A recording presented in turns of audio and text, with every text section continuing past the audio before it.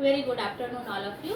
आज हम आप लोग को बताने वाले हैं प्रोग्राम ऑफ एक्शन 1992 कार्यान्वयन कार्यक्रम। इस शिक्षा पद्धति में ये संशोधन किया गया था कि हमारा जो पाठ्यक्रम होगा हर एक 5 साल में इसको चेंज किया जाए।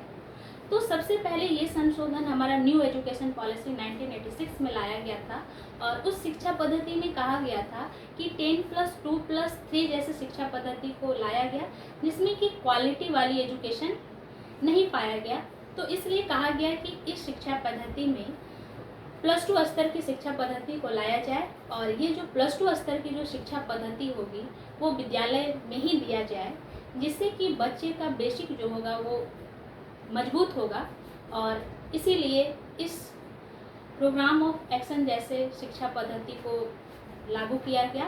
और जो हमारे भारत देश में बच्चों को शिक्षा से बहुत ज़्यादा वंचित रखा जाता है, इसीलिए कहा गया कि इस शिक्षा पद्धति में समानता जैसी शिक्षा लाई जाए, जिससे कि किसी भी लिंग भेद या किसी भी वर्ग के बालक बालिकाएं जो हैं उनको शिक्षा से वंचित रहना ना पड़े और ये शिक्षा सभी तक मुहैया कराया जाए। इस शिक्षा में ये भी कहा गया था कि हमारा जो भारत देश के युवा वर्ग के जो बालक बालिकाएं हैं उनकी जो अभी का जो नीड है उस तरह का अगर हम शिक्षा उनको मुहैया कराते हैं, जिससे कि उनकी जो लक्ष्य है उन तक प्राप्त हो सके और वे लोग उन लक्ष्यों तक पहुंच सके, इसीलिए ये शिक्षा पद्धति को लागू किया गया था।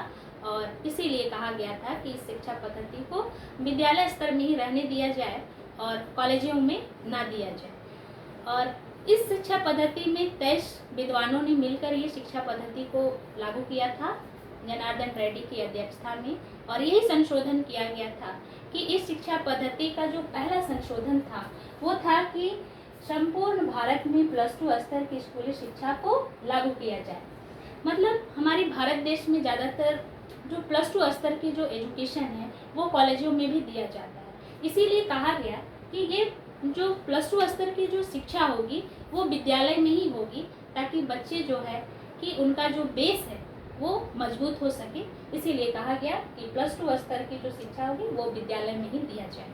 नेक्स्ट है समग्र साक्षरता अभियान पर अधिक जोर दिया जाए। कहने का तात्पर्य है कि हमारा भारत देश में अधिकांश लोग जो है कि अशिक्षित रहते हैं। इसी कारण कहा गया कि अगर हम साक्षरता जैसे अभियान को अगर हम लाते हैं, जिससे क्या है कि हमारे देश के लोग शिक्षित होंगे, चाहे वो बूढ़ा बुजुर्ग हो या फिर बालक बालिकाएं हो, वो सारे लोग जो है कि अगर हम साक्षरता अभियान को ले आते हैं तो वो शिक्षित हो जाएंगे। इसीलिए कहा गया कि समग्र साक्षरता अभियान पर ज़्यादा फोकस किया जाए।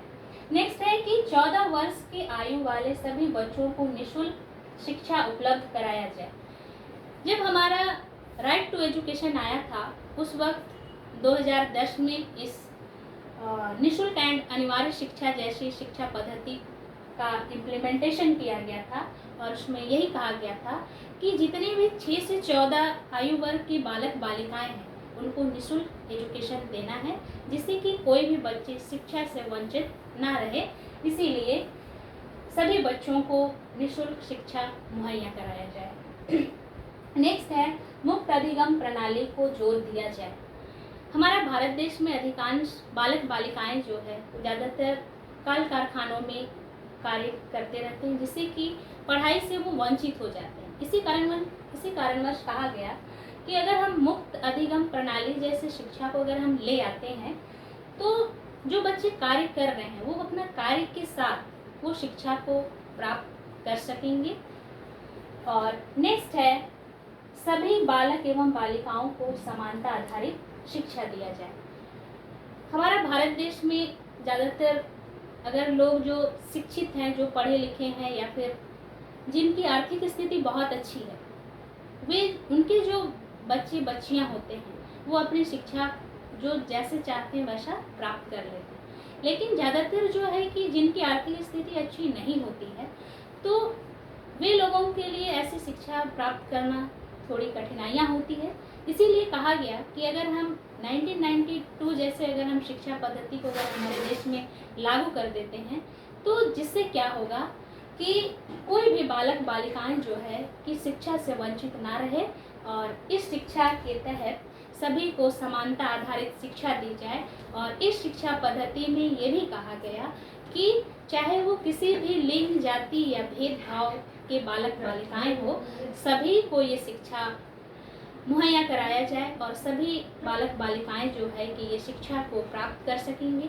और इसीलिए इस प्रोग्राम ऑफ एक्शन जैसे शिक्षा पद्धति को मानव संसाधन विकास मंत्रालय के तहत लाया गया, और यही कहा गया कि हमारा जो युवा पीढ़ी है उसकी जो आवश्यकता है उसके अकॉर्डिंग ये शिक्षा दी जाए।